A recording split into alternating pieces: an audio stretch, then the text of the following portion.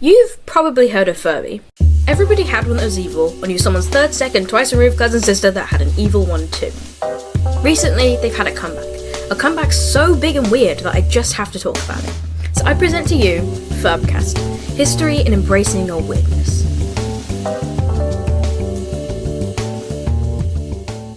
Okay, so first off, what even is a Furby? And where did they come from? The first Furby was released in 1998, and depending on how old you are, is probably what comes to mind when you hear the word Furby. It's a small, almost square-shaped owl thing with ears and a 100,000-yard stare equipped with some lovely lashes. Ooh la la! David Hampton and Caleb Chung are the genius inventors who created the Furby across 9 months. Wow! Just like a real baby! I'm sure they're two very proud fathers. But jokes aside, their invention was genuinely genius. They were inspired by the gremlins and virtual pets like Tamagotchi. Yes, you heard me right, virtual pets. Furbies were actually the first when it came to the physical pet animatronics genre. Apparently, the idea came to be when they looked at Tamagotchis and thought, what if you could hold it? What if you could actually look after it and pet it? And it just went from there. Both Tiger Electronics and Hasbro picked it up in collaboration, Tiger making the Furbies and Hasbro handling the marketing and sales. And they were a hit success. Furbies were flying off the shelves, dubbed the #1 toy for Christmas, and everybody loved it, even adults. They were originally targeted at young tween girls, playing into the baby doll genre in a unique way, but because of how strange and neutral in gender they looked, it ended up appealing to all genders and ages. They also burped and farted though, which definitely helps this to some degree. Originally retailed at $30 to $35 US, but the popularity and demand skyrocketed the resale price to $100, then multiple hundreds of dollars, even through auctions. I've had offers from $150 to $650. The combination of kids wanting the new hit toy, collectors, and scalpers caused a huge Furby shortage, increasing demand, and they ended up selling 40 million units. They managed to get partnership deals with both Burger King and McDonald's, making these teeny tiny little plastic Furbies and plush ones, and some of the plastics were even able to communicate. They also got multiple special limited edition varieties, being, bear with me, Springtime, Graduation, Patriotic, Wizard, Millennium, Millennium Version 2, Racing, Autumn, Tropical, Santa, Jester, Reindeer, Valentine's, Easter, Spring Baby, Royal, Angel, Pudding, Blue Sky, High C, Kid Cuisine, Rainbow, and last but not least, President President, which came with a Vote Furby for President badge. But the most interesting special edition is the Bejeweled Furby. It was made in collaboration with a real jewellery company who put real jewels on the Furby, but only 5 were produced and only 2 sold for a price of $100,000 each, which in today's money is $188,000 each. Ouch. Anyway, in response to the huge popularity, they followed up with the Furby Baby in 1999. They were smaller and had a babyish voice, along with needing help with burps, more feeding, and more attention. They even cried! How charming! But a really exciting feature that a lot of people bought for them was the compatibility with adult Furbies. They could talk to each other, and the Furby could recognise that it was a literal baby, resulting in some adorable dialogue and interactions. But alas, all good things must come to an end, and the original Furbies were taken off the shelves only 2 years later. The popularity diminished, but they would certainly not be forgotten. The evil Furby epidemic. Although these Furbies were popular before the internet was accessed by virtually everyone, rumours still spread like wildfire. Playtime tales wreaking havoc and fear-mongering amongst concerned parents and traumatised kids. People were convinced that Furbies were either evil or haunted, or even both. But in all fairness, they did have some reasons. The main scare was the camera myth, spawning from misconceptions about the communication aspect. They could talk to one another just by looking at each other, and could even learn English or any other language it was released in. This fear was pushed even further when they were banned from the Pentagon, yes, the government Pentagon, because of concerns they could be used as spy devices. Yeesh. In reality though, Furby truly had no camera, or even proper microphone function.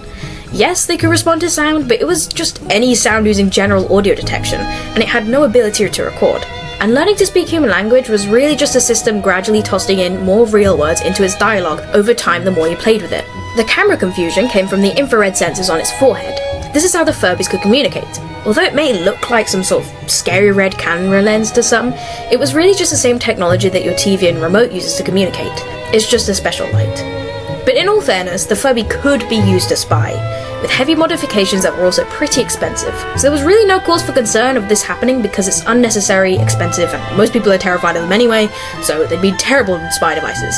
But that wasn't the end of Furby. In fact, there followed 6 more generations, not including baby counterparts. The next generation was the 2005, hold on buddy, there's another one. Remember how I said that Furby was discontinued 2 years later in 2001? Well, that was a lie. Kinda. Most people don't know this, but Hasbro released a spin-off Furby that was also compatible with Furbies, called Shelby. Not Furby, Shelby. They were also incredibly different in personality to Furby, being more standoffish, quiet, and more down-to-earth in a way. They sound tired and more genuine than the usual blah blah blah, I'm a Furby, feed me, pet me that we're used to. They even say bah humbug and will hide in their shell if you upset them. But as you can probably guess, these were a major flop despite how freaking adorable they are, so they remained an obscure and widely unknown part of Furby history. Even the official wiki page for them is tiny, and some features are kind of lost media or unknown. They're said to have 8 to 9 Easter eggs, which are like these secret little fun interactions you can have with them. But even all these years later, only 4 have been documented. And although widely unpopular, they did still get a Mackey's toy. So after the failure of Shelby, Furby went on hiatus. The first of many. 4 years later, Furby came back as a larger, more cuddle-sized Furby with more lore. Although it was already established that Furbies are creatures from a Furby island, that was the main gimmick about this new release. Even more so with the Furbies released in the next year, 2006, being the Funky Furby. They could sing proper songs, dance, and even communicate with you. Who thought that was a good idea after last time? Although the infrared sensors mistaken as cameras were removed, they now had more microphone function, able to listen and respond to commands. But it wasn't as catastrophic as you'd think, mostly due to the decrease in popularity, so there wasn't widespread panic about it this time. Even though a lot of people dislike them, I personally find them very cute, but they don't hold up very well.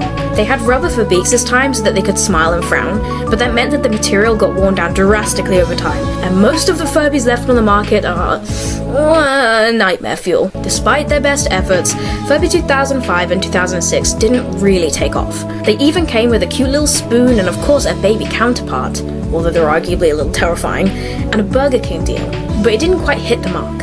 And so, Furby was back into hiding again, for another 6 years. In 2012, Furbies were back at it again, this time with a much more modern look and functions. Long gone were the soul-piercing stares and lashes, now replaced by a screen with virtual animated eyes. This gave them much more expression, and this feature was carried on to the next few generations. As you might expect with their digital nature, they also came with an app. Around this time was when mobile games were getting very popular amongst kids and they wanted in on it. Although the app was very simple in that you could only feed and play with them, as well as a Furby translator, which was pretty cool, it was actually a big success, although very much a product of its time and no longer available. Not only this, but they also introduced a new core gimmick, personality shifts. Or how I like to call it, gender fluidness, yay! Depending on how you interacted with your Furby, they could switch personalities and gender, of which there were 6. Default, crazy, that one didn't age well, princess, chatterbox, pop star, and evil. Yes, evil. If you mistreated your Furby, they'd respond by turning evil. And yes, this did help with reviving the rumours that all Furbies are little possessed demons. Stories emerged again, but this time mostly over the internet, and it became a whole thing yet again. But this didn't really affect the popularity of them negatively this time, as the concerns were much less logical. It was no longer spying, it was demons, and so they were a pretty big success. Although this success wasn't as highly documented as the first, I remember these being everywhere when I was little, and they were popular enough to get a ton of merch. We're talking bags, stationery, plushies, Furby shades, 4 Furbies, Furby beds, and a bunch of others that aren't really documented. This was the same for the 2013 Furbies called Furby Booms that followed shortly after, being slightly more successful than the 2012s, with a more fleshed out app, more merch, and even babies! Who could have guessed? This time they introduced the idea of eggs, and that was a huge gimmick of the app. Because of this, you also didn't necessarily need a physical Furby, let alone a Furby baby, who were dubbed Furblings this time, which made it a much wider appeal. Furby Boom was such a boom that they got a bunch of variations as well as a crystal series and even special edition versions. But this time they were much more reasonable, being just Christmas, Easter, and metallic metallic blue. Ooh, shiny! Although the rumors around these guys were mostly just scary devil in Furby at 3 a.m. 3 a.m. challenge. The main scary thing about these guys was that they'd sometimes work without batteries. But with this happening with the newer releases, this did open up stories of Furbies of the past doing this too. As terrifying as this may sound, there is still a logical explanation for this. Battery residue. Batteries leaking or corroding Furbies is a very common occurrence, because people simply just forget to take them out before storing it in the garage or attic. This leftover residue can be enough to power a Furby ever so slightly, causing them to wake up without batteries. Ooh, scary. They also have heightened motion sensors, and these Furbies in particular were known to be extremely sensitive. So sensitive that even vibrations in the floor could wake them up. And with that, our history lesson is almost over. I'm nearly done, I swear.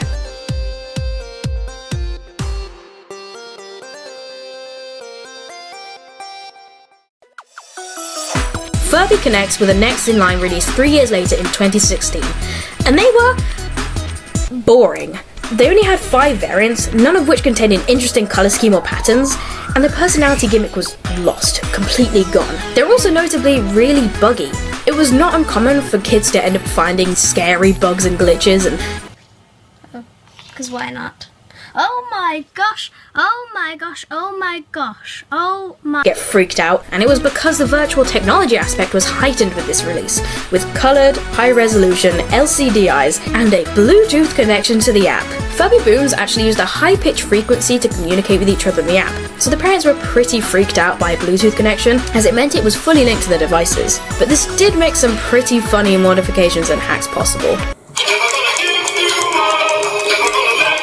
The sad truth is, Furby couldn't connect. It faded into obscurity because of how forgettable they were. With no main gimmick, it's clear that something clearly went wrong when making the Furbies this time. Data miners found a ton of unused interactions and functions, which makes a lot of sense. The little antennae they had also doesn't really do anything. Not only this, but the app had the ability to have huge updates, although nothing really came of it. In the app's newest version before being taken off the App Store, over half of the events, areas, and items marked as coming soon never did. They also got no babies, apart from virtually in the app. There was also no merch other than the McDonald's plushies. The newest Furby at the time was not only a major flop, but also unfinished and abandoned, and Furby was never heard of again for 7 years, the longest hiatus to date. But we all know that Furby is like William Afton and always comes back, so now I present to you the star of today's show, 2023 Furby. At first, a lot of people, including myself, didn't like their appearance.